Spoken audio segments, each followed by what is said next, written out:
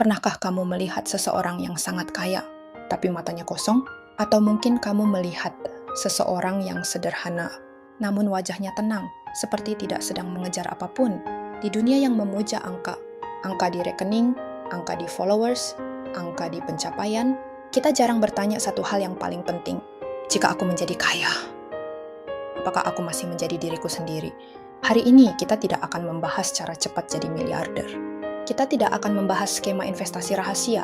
Kita akan membahas sesuatu yang lebih sulit. Bagaimana menjadi kaya tanpa kehilangan jiwa. Bagian 1, uang itu netral, jiwa yang menentukan. Banyak orang berkata, uang adalah akar dari segala kejahatan. Tapi sebenarnya sudah tertulis bahwa cinta akan uanglah yang menjadi akar dari segala kejahatan, bukan uangnya.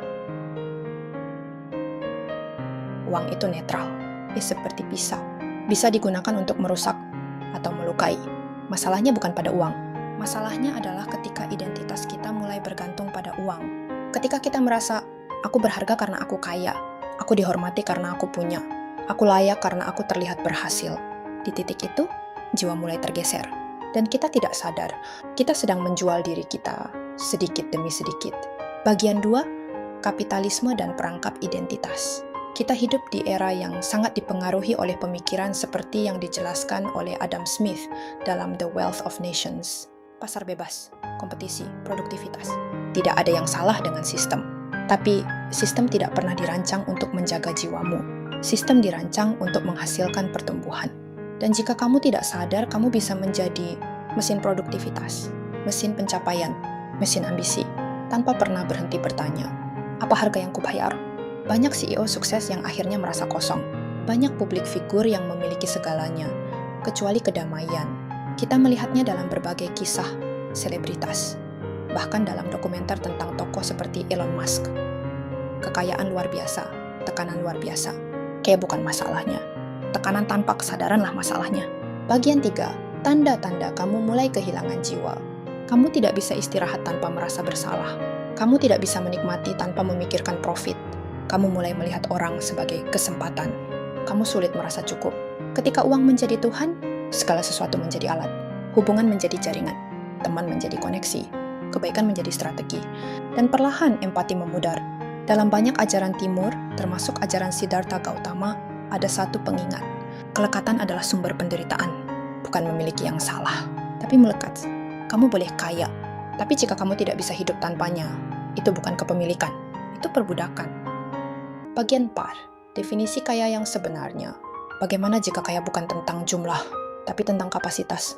Kaya waktu, kaya ketenangan, kaya pilihan, kaya makna. Banyak orang dengan uang banyak tapi tidak punya waktu. Banyak orang punya aset tapi tidak punya tidur nyenyak. Apakah itu kaya? Bagian 5, 7 prinsip kaya tanpa kehilangan jiwa.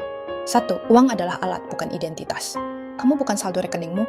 2, bangun sistem bukan obsesi. Kerja cerdas, bukan kerja tanpa batas. 3, tentukan cukup. Tanpa angka cukup, kamu akan selalu lapar. 4, pisahkan nilai diri dari nilai pasar. Pasar naik turun. Nilai dirimu tidak. 5, sisakan ruang hening. Tanpa hening, kamu tidak tahu kapan harus berhenti. 6, beri sebelum kamu merasa siap.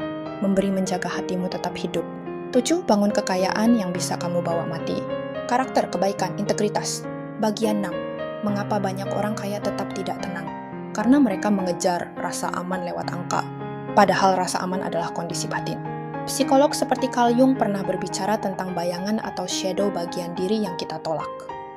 Jika kamu mengejar uang untuk menutupi rasa tidak cukup, jumlah berapapun tidak akan cukup, karena luka batin tidak bisa dibayar. Ia hanya bisa disadari, jika suatu hari aku menjadi sangat kaya, biarlah aku tetap lembut.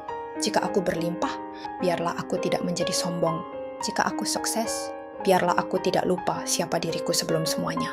Dan jika aku harus memilih antara kehilangan uang atau kehilangan jiwaku, biarlah aku cukup berani untuk melepaskan uang. Karena kaya tanpa jiwa hanyalah angka tanpa makna.